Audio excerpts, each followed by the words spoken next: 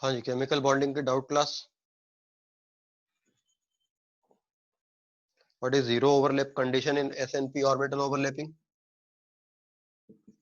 ये एक P orbital है, इससे ये एस ऑर्बिटल ओवरलैप करता है, तो ये प्लस प्लस से ओवरलैप करेगा। ये कंडीशन क्लियर रहती है कि ये होगी बॉन्डिंग, लेकिन प्लस माइनस से ओवरलैप करेगा, ये बॉन्डिंग नहीं होगी।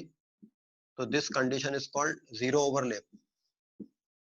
यहाँ जीरो ओवरलैप वर्ड यूज करते हैं ये बताने के लिए कि ये बॉन्डिंग नहीं होगी। जीरो ओवरलैप का मतलब होता है नहीं, बॉन्डिंग नहीं होना। ये जीरो ओवरलैप है, इनको जीरो ओवरलैप कहते हैं। एक पी ऑर्बिटल यहाँ है, एक्स एक्सिस पर एक यहाँ ओवरलैप करे, जो कि एक एक एक्सिस पे एक वाई एक्सिस पे है, परपेंडिकुलर है, ये ओवरलैप नहीं करेंगे, तो ये सब जीरो ओवरलैप की कंडीशन है। जीरो ओवरलैप का मतलब होता है बॉन्डिंग नहीं होगी, वो वाले ओवरलैप।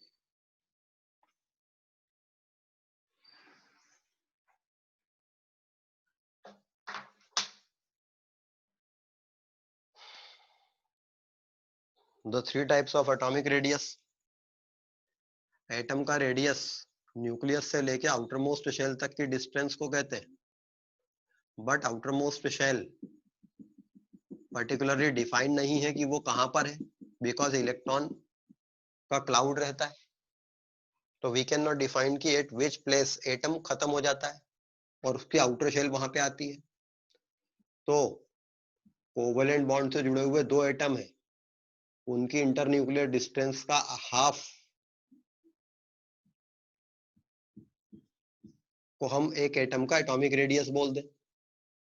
तो this type of radius is called covalent radius. ये एक्चुअल एटम के रेडियस से थोड़ा सा कम रहेगा, बिकॉज वो दोनों एटम ओवरलैप कर रहे हैं। हम ये मान लेते हैं कि ओवरलैपिंग में पोर्शन निग्लिजिबल गया है। मेटल्स के अंदर दो एटम इंटरन्यूक्लियर डिस्टेंस का हाफ, ये एटम के एक्चुअल रेडियस से थोड़ा ज्यादा रहेगा, बिकॉज दोनों एटम टच कर रहे हैं लेकिन थोड़ी सी गैप है। This is called metallic radius.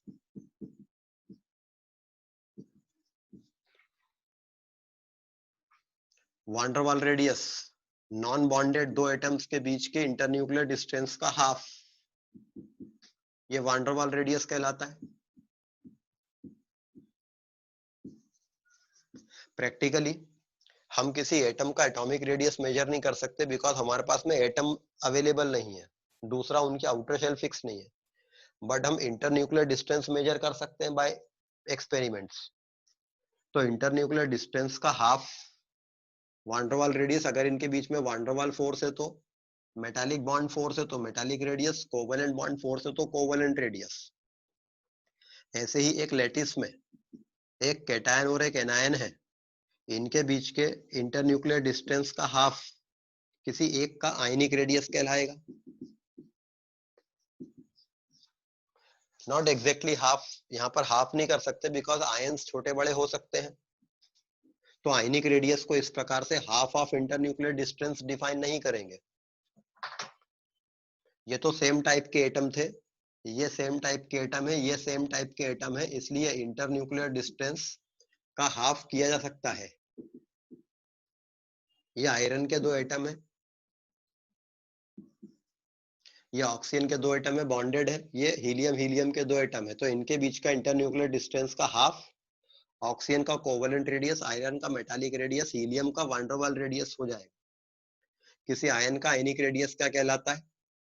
किसी आयन का सेंटर से उस पॉइंट तक की डिस्टेंस जहां उस आयन का पॉजिटिव चार्ज का इन्फ्लुएंस रहता है, जिस पॉइंट के बियॉन्ड उसके पॉजिटिव चार्ज का इन्फ्लुएंस खत्म हो जाता है, उस पॉइंट तक के डिस्टेंस को उसका आयनिक रेडियस कहते हैं। तो ionic radius is the distance from the center of nucleus to the point where the charge has its influence is called ionic radius।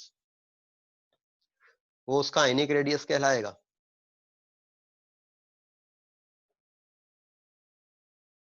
How is P orbital formed?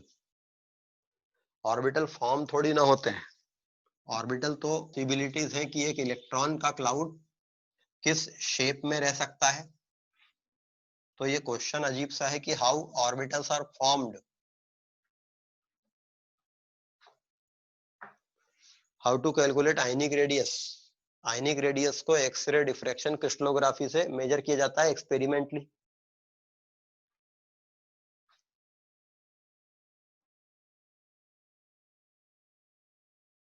How can we define the radius of p d and f orbitals?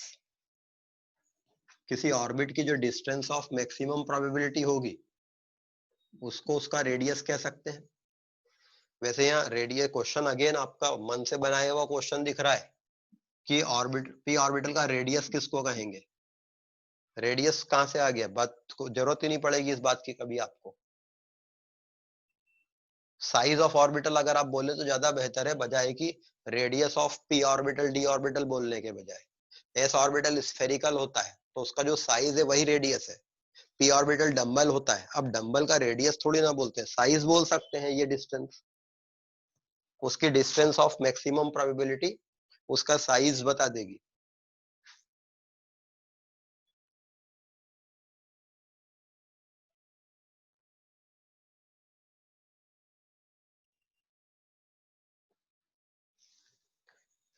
Structure of BeCl2,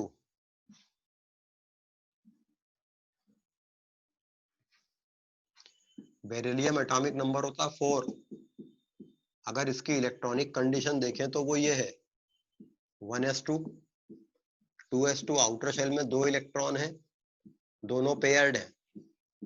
इस हिसाब से beryllium को bonding नहीं करनी चाहिए, but beryllium 2 chlorine से combine हो रहा है, तो वी कैन से दैट कि एक्साइटेड स्टेट में 2 अनपेयर्ड इलेक्ट्रॉन रखता है।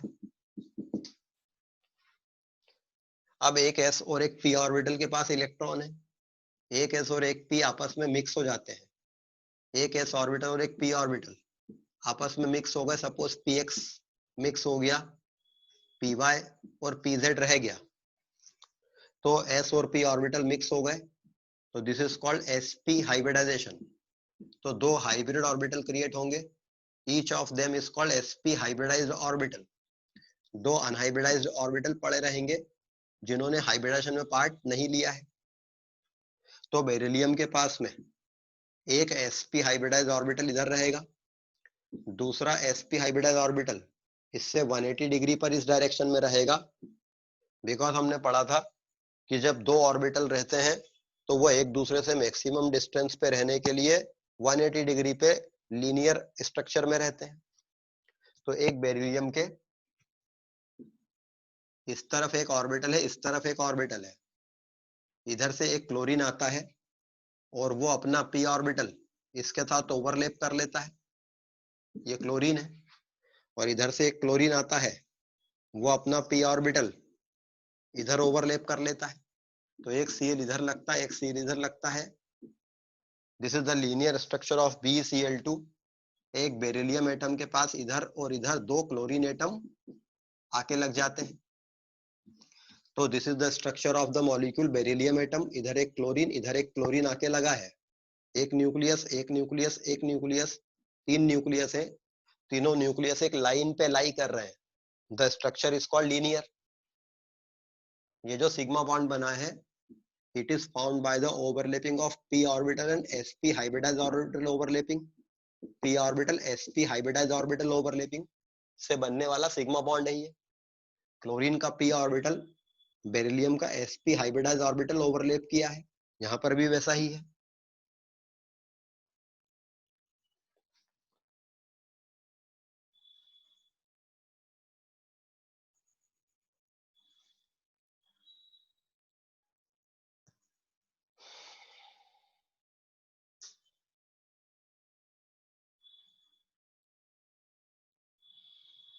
How can we calculate the bond enthalpy of different elements? Do we have to memorize it? Bond enthalpy को आप मेमोराइज नहीं कर सकते, बहुत सारी अलग अलग वैल्यू रहती है। जब यदि किसी क्वेश्चन में जरूरत पड़ेगी तो आपको दे दिया जाएगा, तो इसलिए बॉन्ड एंथैल्पी को आप याद नहीं करेंगे, अंदाज लगा सकते हैं कि किसकी बॉन्ड एंथैल्पी कम होगी, किसकी बॉन्ड एंथैल्पी ज्यादा होगी। सपोज दो छोटे एटम है, इनके बीच में एक सिग्मा बॉन्ड बना है, दो बड़े एटम है, इनके बीच में एक सिग्मा बॉन्ड बना है। इसकी बॉन्ड एंथैल्पी कम होगी क्योंकि ये बॉन्ड लेंथ ज्यादा है या बॉन्ड लेंथ कम है, तो bond enthalpy will be directly proportional to bond strength or bond enthalpy is inversely proportional to bond length, ऐसा कह सकते हैं। बट उसकी वैल्यू कितनी होगी वो तो एक्सपेरिमेंट करके ही पता चलता है, तो आप याद नहीं कर सकते या कैलकुलेट नहीं कर सकते अदर अनटिल अनलेस कि आपको कुछ डाटा दिया हो। थर्मोडायनेमिक्स चैप्टर में हम लोग बॉन्ड एंथैल्पी कैलकुलेट करना सीखेंगे जिसमें हमको कुछ डाटा दिया रहेगा। What are lone pair of electrons? Nitrogen के आउटर मोस्ट शेल में 5 इलेक्ट्रॉन होते हैं,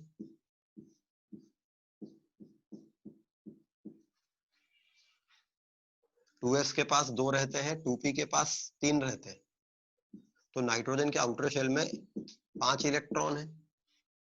इसने एक हाइड्रोजन से एक बॉन्ड बनाया, ये क्रॉस वाला इलेक्ट्रॉन हाइड्रोजन का इलेक्ट्रॉन है, डॉट वाला नाइट्रोजन का है। एक और हाइड्रोजन के साथ में इसने बॉन्ड बनाया, एक और हाइड्रोजन के साथ में इसने बॉन्ड बनाया, मतलब इस इलेक्ट्रॉन के साथ एक हाइड्रोजन का इलेक्ट्रॉन पेयर हो गया, इसके साथ अमोनिया बन गया।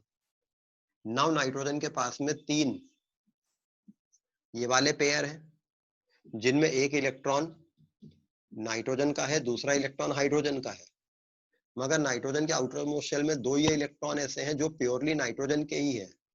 This pair of electron is called loan pair of electron. एक ऐसा पेयर ऑफ इलेक्ट्रॉन जो उस सेंट्रल एटम का ही रहता है, लेकिन ऐसा पेयर ऑफ इलेक्ट्रॉन जो बॉन्ड बनने के कारण क्रिएट हुआ है, that is called bond pair of electron.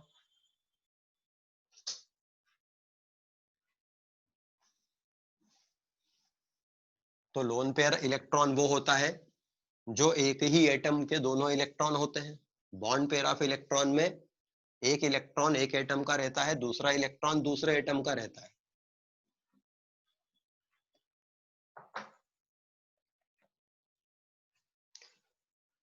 Fluorine का एटॉमिक साइज छोटा रहता है, क्लोरीन का एटॉमिक साइज बड़ा होता है, तो ज्यादा स्ट्रॉन्ग बॉन्ड किसके पास रहेगा? फ्लोरीन और क्लोरीन में से ज्यादा स्ट्रॉन्ग बॉन्ड किसका रहेगा?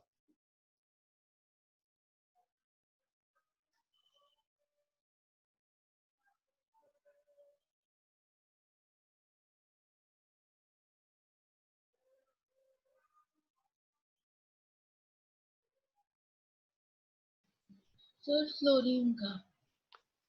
फ्लोरीन का बॉन्ड ज्यादा स्ट्रॉन्ग रहेगा क्योंकि ये छोटा बॉन्ड है।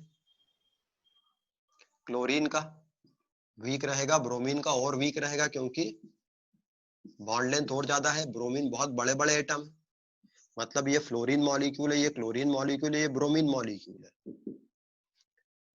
मतलब सबसे ज्यादा बॉन्ड एंथैल्पी या इन तीनों की बॉन्ड एनर्जी का ऑर्डर क्या रहेगा?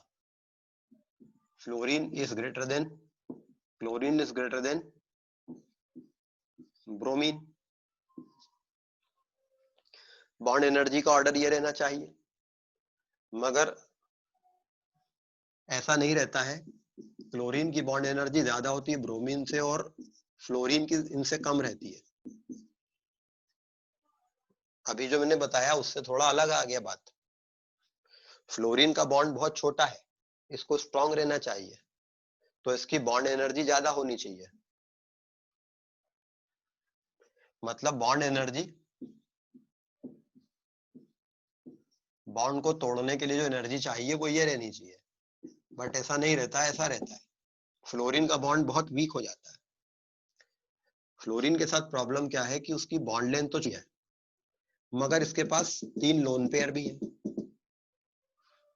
ये लोन पेयर एक दूसरे को रिपेल कर रहे हैं, this makes this bond weaker. Chlorine का क्या है, उसके पास भी लोन पेयर है, मगर ये लेंथ बढ़ गई तो इनका रिपल्शन कम हो गया है। यहाँ पर लेंथ और बढ़ गई, रिपल्शन बॉन्ड लोन पेयर का रिपल्शन कम हो गया। तो वैसे जनरल बात यह है कि शॉर्टर बॉन्ड्स ज्यादा स्ट्रांग होते हैं, बट वो दो एटम्स पे लोन पेयर नहीं होना चाहिए।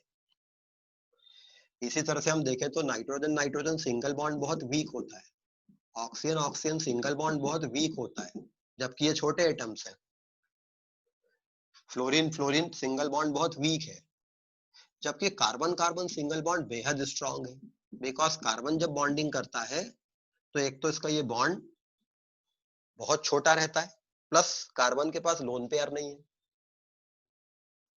तो छोटे एटम ज्यादा शॉर्टर बॉन्ड बनाएंगे, स्ट्रॉन्गर बनना चाहिए, बट उनके पास लोन पेयर नहीं होगा तब।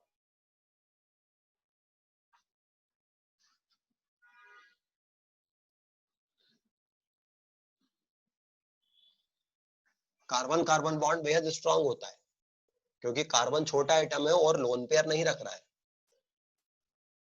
फ्लोरीन एटम छोटा है, ऑक्सीजन एटम छोटा है, लेकिन लोन पेयर रखने से ये लोन पेयर एक दूसरे को रिपेल कर जाते हैं और ये बॉन्ड को वीक कर देते हैं।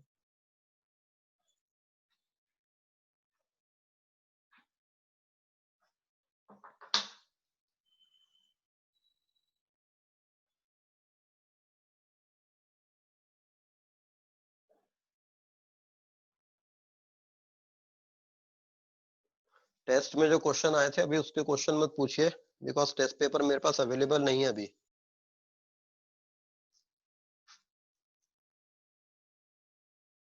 How NH4 is formed? Nitrogen hydrogen के साथ रिएक्शन करके अमोनिया बनाता है।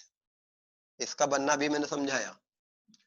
जब ये एक H+ आयन से रिएक्ट करता है तो ये NH4+ अमोनियम आयन बनाता है। This is ammonia, this is ammonium ion.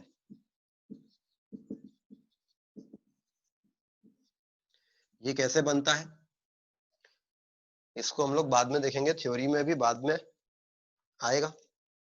अभी हमने कोवेलेंट बॉन्ड पढ़ा है, कोऑर्डिनेट बॉन्ड नहीं पढ़ा है।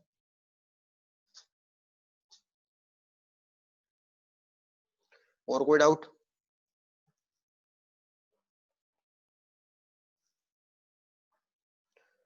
ऑक्सीजन ऑक्सीजन बॉन्ड में लोन पेयर कैसे आया? चीजों को इलेक्ट्रॉनिक लेवल पे सोचा करो। Oxygen atomic number 8, 1s2, 2s2, 2p4, एक ऑक्सीजन है, एक और ऑक्सीजन है, उसके पास भी 8 इलेक्ट्रॉन है।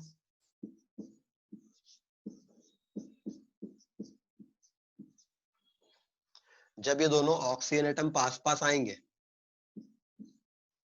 तो ये इसके साथ ओवरलैप करके एक बॉन्ड पेयर क्रिएट करेगा, ये इसके साथ ओवरलैप करके एक बॉन्ड पेयर क्रिएट करेगा, बट ये एज अ लोन पेयर इस ऑक्सीजन के पास रहेगा। दो बॉन्ड पेयर क्रिएट हुए इस ऑक्सीजन के पास, और इसके पास भी ये दो लोन पेयर तो है ही।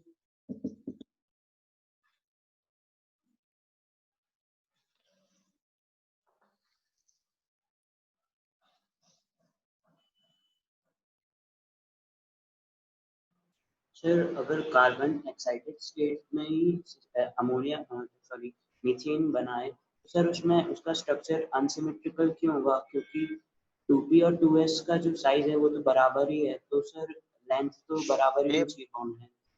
शेप एक जैसे नहीं है ना, इसलिए थोड़ा तो फर्क आएगा। और एंगल एक जैसे नहीं है। p ऑर्बिटल में 90 डिग्री एंगल रहता है।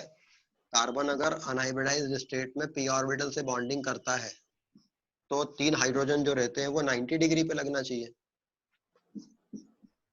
एक हाइड्रोजन इधर एक इधर एक इधर 90 डिग्री पे, और एक s ऑर्बिटल से कहीं भी लग जाए तो ये तो ऐसा स्ट्रक्चर अनसिमेट्रिकल बनेगा, टेट्राहेड्रा तो नहीं बनेगा जिसमें 109 डिग्री एंगल, सारे एंगल 109 डिग्री के रहते हैं। सर तो उसमें बस यही अलग रहेगा ना, मतलब उसका साइज तो वही रहेगा, मतलब हर बॉन्ड का साइज तो एक ही रहेगा मतलब। जी, ऐसा कह सकते हो। सर और एनर्जी लेवल्स अगर अलग अलग हों तो सर उसमें इंटरप्शन क्या आएगा बॉन्ड बनने में, अगर सबकी एनर्जी अलग अलग हो? बहुत ज्यादा एनर्जी डिफरेंस जब रहता है तब हाइब्रिडाइजेशन नहीं होता है, ऐसा माना जाता है। हाइब्रिडाइजेशन एक्चुअली एक कॉन्सेप्ट है, एक प्रोसेस नहीं है। बॉन्डिंग को समझाने के लिए दिया गया एक कॉन्सेप्ट है। हाइब्रिडाइजेशन की जो डेफिनेशन है उससे ऐसा लगता है कि हाइब्रिडाइजेशन कुछ होता है एटम के अंदर, कुछ प्रोसेस है जो होती है, ऑर्बिटल मिक्स होते हैं, ऐसा कुछ भी नहीं है। हाइब्रिडाइजेशन केवल एक थ्योरेटिकल कॉन्सेप्ट है जो बॉन्डिंग को समझाने के लिए दिया है। मीथेन में चारों बॉन्ड एक जैसे क्यों होते हैं, इसको समझाने के लिए बताया गया है कॉन्सेप्चुअली, थ्योरेटिकली, कि कार्बन में एक s और 3 p नहीं रहते हैं, 4 sp3 हाइब्रिड ऑर्बिटल रहते हैं, नॉट नेसेसरली कि ये s और p के मिलने से बने हैं। हम ऐसा समझते हैं कि कार्बन और हाइड्रोजन मिलके मीथेन बना रहे हैं, मतलब इनके ऑर्बिटल मिक्स हुए। अब इनको भूल जाओ, ये बना हुआ है, ये एक अलग एंटिटी है, इनसे अलग है। तो इसमें हम एक नई बात कह सकते हैं, मतलब हमारे लिए ऑर्बिटल अभी क्या हुआ करते थे, sp-df टाइप के। अब आप नए ऑर्बिटल और सोच लो, sp3 हाइब्रिड ऑर्बिटल होते हैं, sp2 हाइब्रिड ऑर्बिटल होते हैं। तो hybridisation is not a process, it is a concept.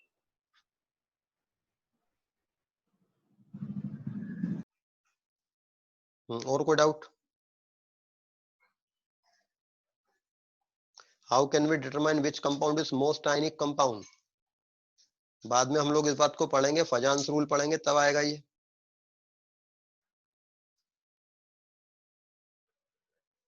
Are there atoms which can bond in their ground state or excited state itself without going through hybridization? Again इस बात का answer वही है। आपने question पूछा है कि क्या ऐसे एटम होते हैं जो बिना हाइब्रिडाइजेशन के भी बॉन्डिंग करते हैं। अगर किसी कंपाउंड का स्ट्रक्चर बिना हाइब्रिडाइजेशन के एक्सप्लेन हो पाता है तो हम बोल देंगे कि इसमें हाइब्रिडाइजेशन मत कंसीडर करो। मींस हाइब्रिडाइजेशन एक टूल है फैक्ट्स को समझाने के लिए। अगर बिना हाइब्रिडाइजेशन के फैक्ट्स एक्सप्लेन हो रहा है तो फिर there is no need of hybridisation, because hybridisation is not a process, it is a concept. तो हम इसको अपने तरीके से यूज कर सकते हैं, इट इज अ टूल, जरूरत पड़ेगी तो यूज करेंगे। तो हाँ, ऐसा हो सकता है कि हम बिना हाइब्रिडाइजेशन के भी चीजों को एक्सप्लेन कर देंगे कि ये ऐसा रहता है। और कोई डाउट?